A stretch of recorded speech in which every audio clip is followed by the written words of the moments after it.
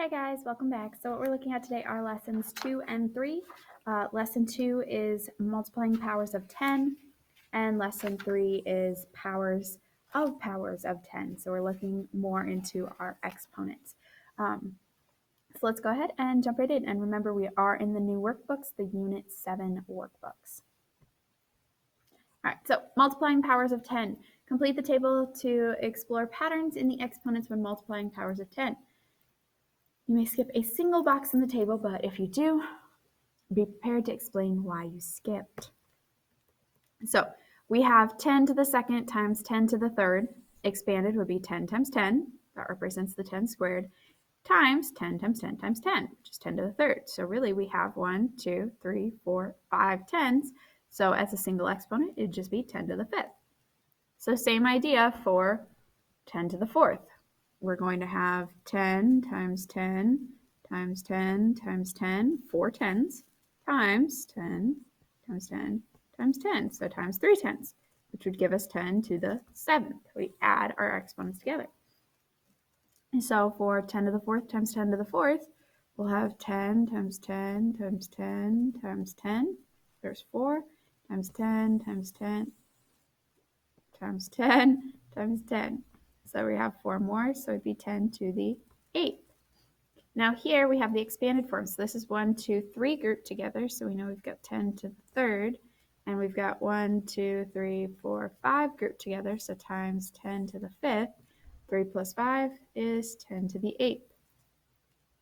Now on this last one, 10 to the 18th times 10 to the 23rd. Do we really want to write out 18 tens and 23 tens?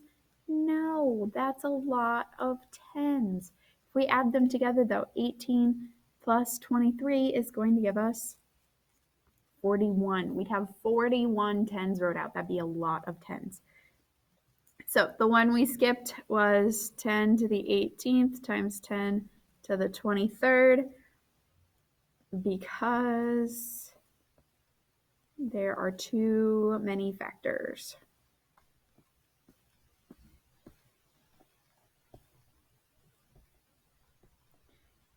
And they will not fit.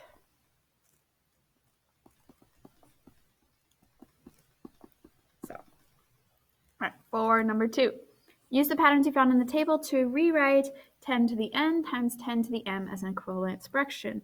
So what we did in the table is we added our exponents together. So that's going to hold true no matter what.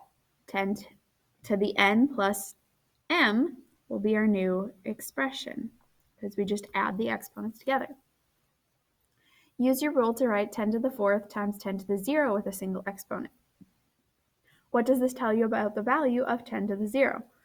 So this will just be 10 to the 4th because we'd have 10 to the 4th plus 0, which is just going to take and give you 4.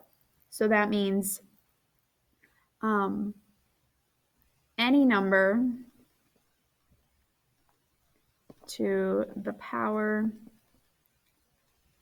of 0 is just 1. So no matter what we have, if we had 10 million to the power of 0, it would just equal 1, no matter what, always. All right, the state of Georgia has roughly 10 to the 7th human residents. Each human has roughly 10 to the 13th bacteria cells in his or her digestive tract. How many bacteria cells are there in the digestive tracts of all the humans in Georgia? So we're going to add these together. So 10 to the 7th plus, or times, sorry, not add. We're going to add the exponents. Times 10 to the 13th, because we're going to multiply how many humans there are by how many cells or bacteria cells each one has, which is going to give us 10 to the 20th. So lots of bacteria, 10 to the 20th. All right, so now we are going to jump over to lesson 3. Like I said, we're looking at a lot of exponents here. So this is powers of 10. So we're looking for these patterns so that we can make connections for all exponents. So patterns is your key word for this lesson, patterns.